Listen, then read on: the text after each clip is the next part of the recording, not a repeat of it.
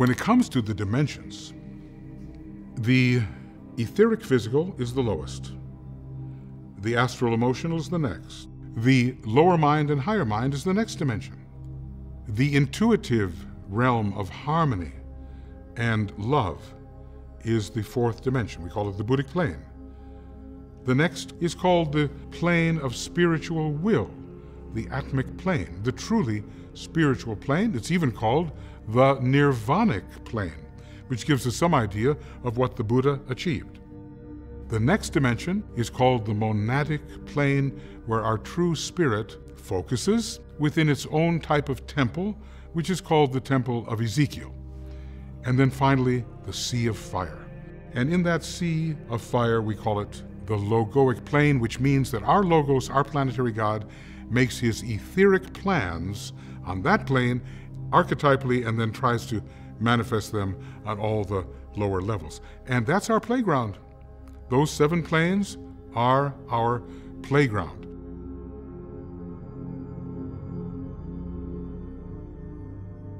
Very often when people start to consider these 7 planes of nature within ourselves, for instance, they tend to think of it much like a layer cake. So there's one layer and then there's another layer, and the two are really rather separate.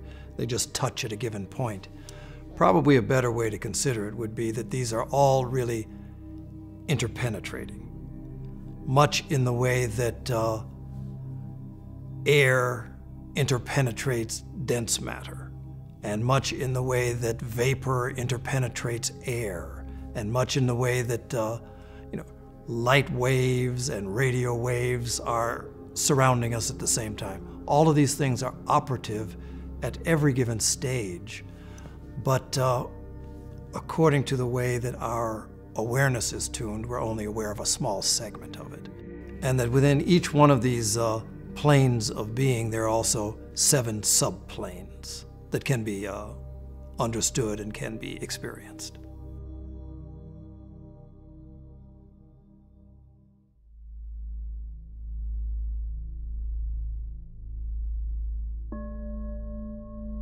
The most dense plane is the physical, or the etheric physical as we often call it.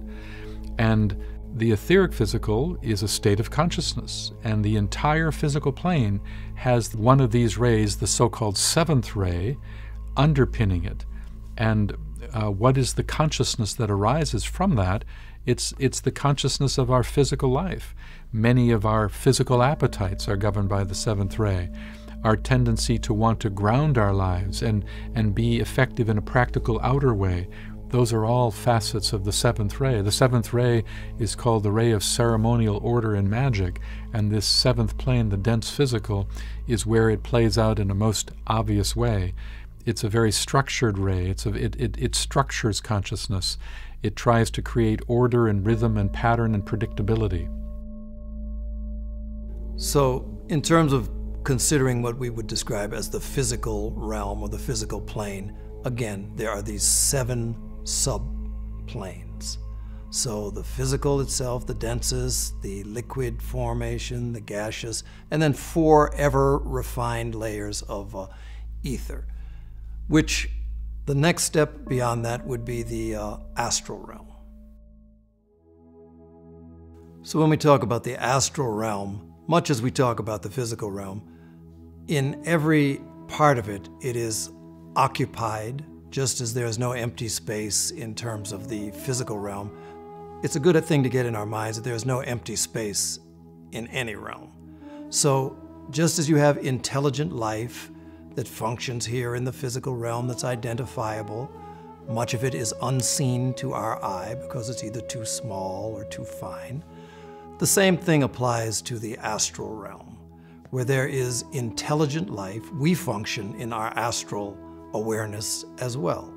Very often, the time that we are most active in that, from the point of view of being aware of it, is in our dream life, where we find ourselves encountering streams of energies that express themselves in various ways.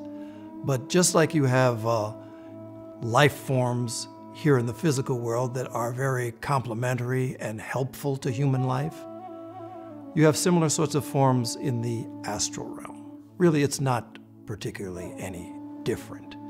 So you have those beings that are attracted to what you might describe as the lower emotional realm. So again, if we hold to this idea that in all of this there is a spectrum of consciousness and a spectrum of expression, in this astral realm, which has been described as the realm of desire, we have everything from the lowest, most base sorts of desires, the ones that really would tend to attract one much more closely to the physical realm. So the sorts of things that relate to addictions, for instance. So desires for intense sort of earthly experiences would be at the lower realm. The angers, the hatreds, the sorts of graspings that all root one in the physical realm would be the lowest sorts of expression of that.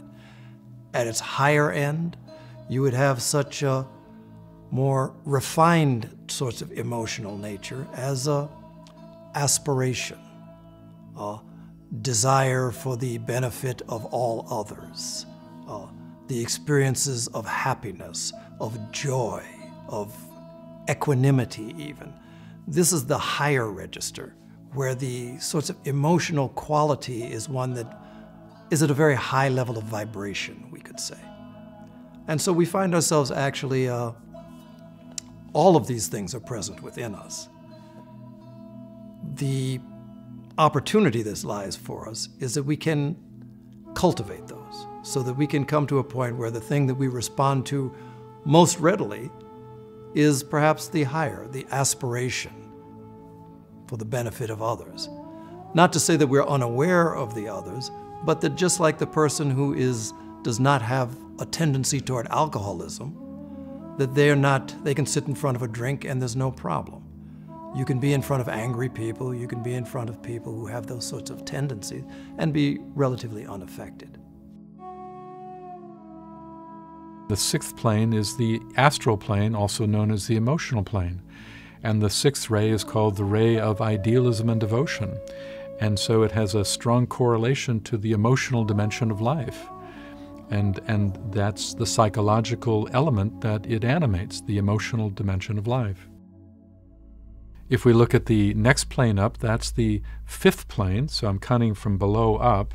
The fifth plane is the mental plane. And there's much that could be said about the mental plane, but it fundamentally is the byproduct of the fifth ray force in creation. And the fifth ray is called the ray of concrete knowledge and science. You can see the connection with mental processes. One of the ways a human being has been described at our current stage of development is that the primary sort of emphasis, the place where the consciousness of the average human tends to be centered, the term that's been used for it is a Sanskrit term, which speaks of kama manas. So kama is the desire realm, or this astral sort of realm.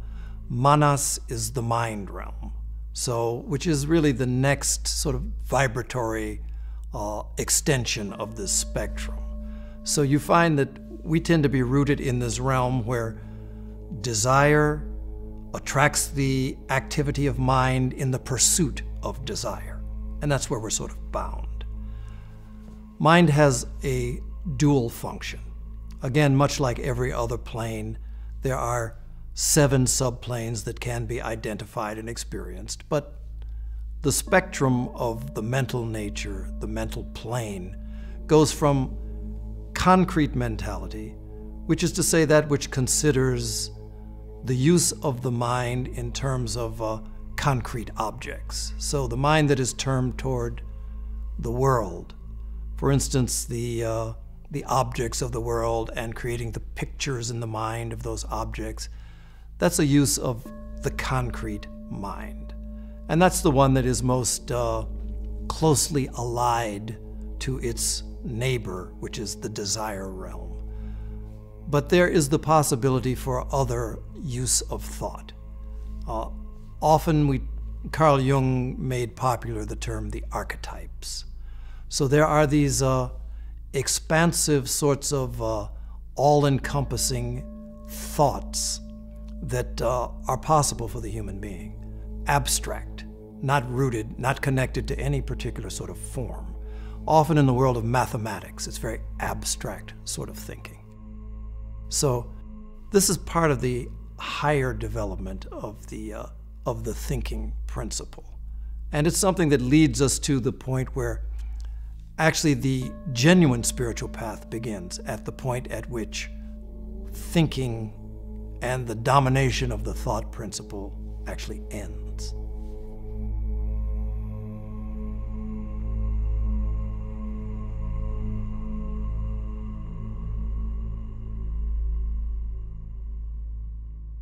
In the processes of life, one of the things that we witness as a cycle is the cycle of reincarnation.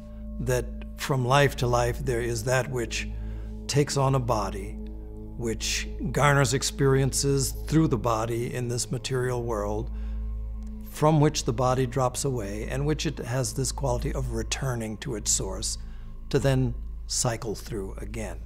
So really, when we talk about what it is that incarnates and what it is that lives and dies from life to life, what's often described as the personality is what's temporary.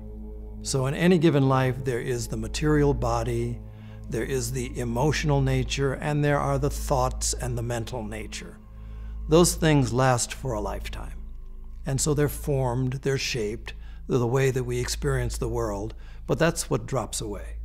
So when we say that someone has died, basically what has happened is that the soul, or the more internal, what's spoken of as the individuality or the higher ego, not the ego of the personality, that withdraws, and that the other components, gradually break down. The body breaks down into the earth, the astral matter diffuses and is used by the components of that level, and same with the mental matter. Oftentimes the word soul is used pretty much for the individuality, that which doesn't die when the body dies. But really the soul, I guess if we were to define it in the ageless wisdom tradition, soul is really that combination of the higher mentality, the higher mental plane, and the next plane beyond. So the connection of those two sorts of vehicles. So when we speak of soul, really we're speaking of that whose function really begins at the level of the abstract mind, the level that is a mind that is really liberated from its attachment to matter. And so this is the level at which we, to the extent that we're able, that our behaviors can become influenced by this higher sort of connection.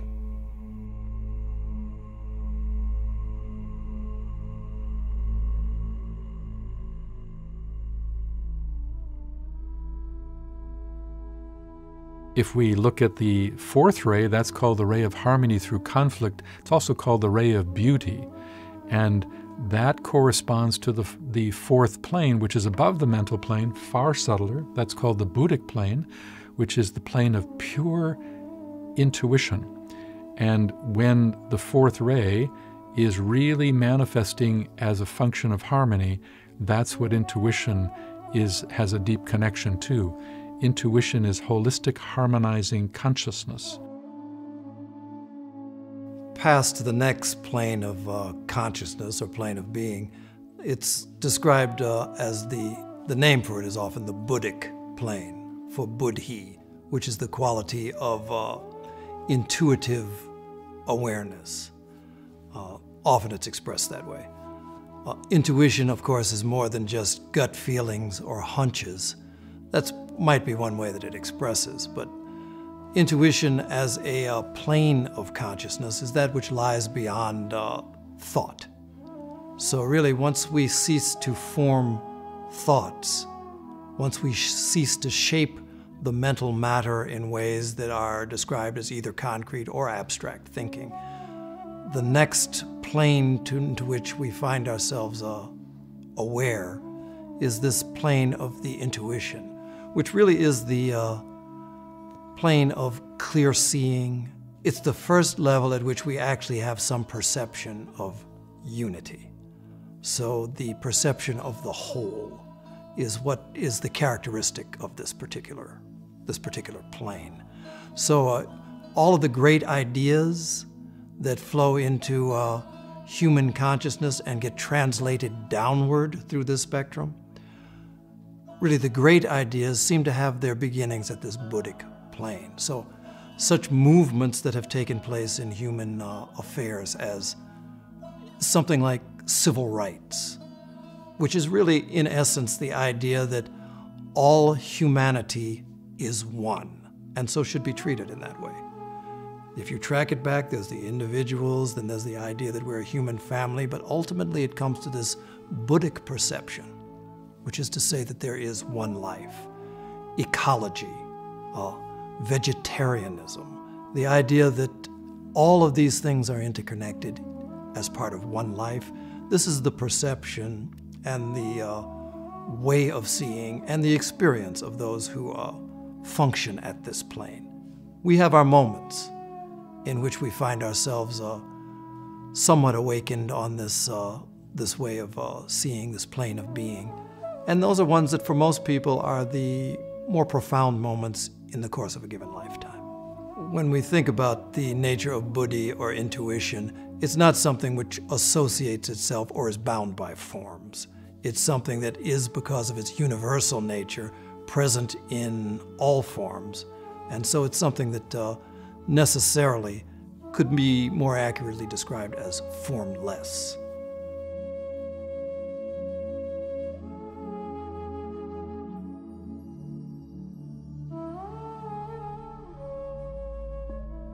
Above that is the Atmic plane, and the Atmic plane is a plane that is, many of the masters hold their consciousness at that level, the Atmic plane. It's way beyond the consciousness that you and I are able to experience. But the Atmic plane is the plane where a tremendous amount of both intelligence and will are found. From a certain perspective, it's the plane of divine intelligence. And it has a lot to do with the intelligence trying to manifest from the Logos. But from another perspective, it's also the place of divine will, in the sense that a master is one who will bring forth that quality of will into the life. But from a certain perspective, it's the third plane from the top down, or it's the fifth from the bottom up. And it has a lot to do with the third ray, which is pure intelligence. When we speak about these various planes of nature, there is also that which is spoken of as the Atma, which really, we can describe these others, the buddhi, the mental, the emotional, the physical, we can describe them all as planes or as principles in nature, whereas Atma really escapes that sort of description, in that Atma is all-pervading. It's universal. It's no such way that we can conceive of it as my Atma or my expression of Atma. Oftentimes the description is given that Atma never really fully touches the human body or the human being, but it's like something like light which pervades it. So Atma is a universal we can say principle, even though it's not definable in that way. But it is the substratum. It's that which lies beneath and out of which all of these other expressions take on their life. In the formation of the human being, it said it begins at the highest and then goes to the lowest. So Atma requires a vehicle through which it can express, because it cannot express itself on its own. So buddhi comes into being. So buddhi requires a vehicle through which it can express. It expresses through the next lowest vehicle, you could say, of mind, manas, and so on down to the physical realm. The next plane up is the monadic plane, and that's where the monad is found, the part of you that is beyond the soul. And that's corresponds to the second ray, and the second ray is the ray of love and wisdom. So fundamentally, at the highest places deep inside you, you as a monad are a manifestation of absolute, pure, divine wisdom. From the human perspective, we speak in terms of reincarnation. Often there are two triads. One is the personality, which is lower mind, emotion, and physical. And then you have what's spoken of as the undying portion, the individuality, the higher triad, which is Atma, which is at its pinnacle, Buddhi, and Manas. And that this is what takes on body after body. And that this higher triad is also something that emanates from this monadic principle, which is to say that from which all of these various expressions flow of a divine spiritual nature.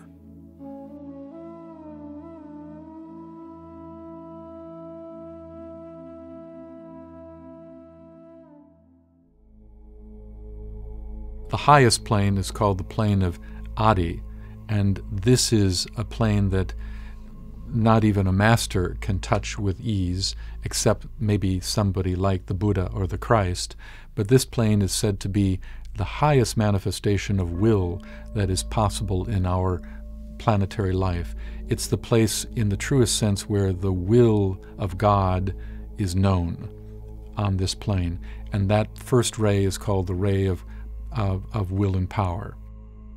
At the pinnacle of this sort of hierarchical progression of consciousness, we have what's spoken of as the logoic. Logos meaning the word. And so very similarly, the idea that in the beginning was the word, and the word was indivisible with the divine. And so this is the point from which all things emanate.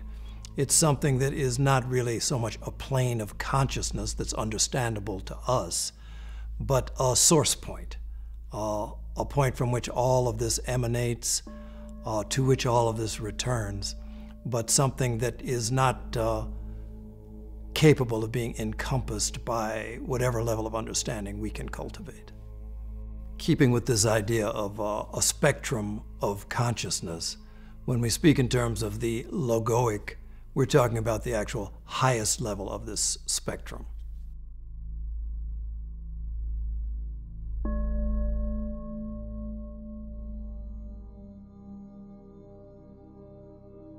As I mentioned, there are 7 planes, and each plane is governed by a ray, and each plane is made up of intelligent substance, and that intelligent substance is Devic. So we see there's a deep connection between rays and Deva.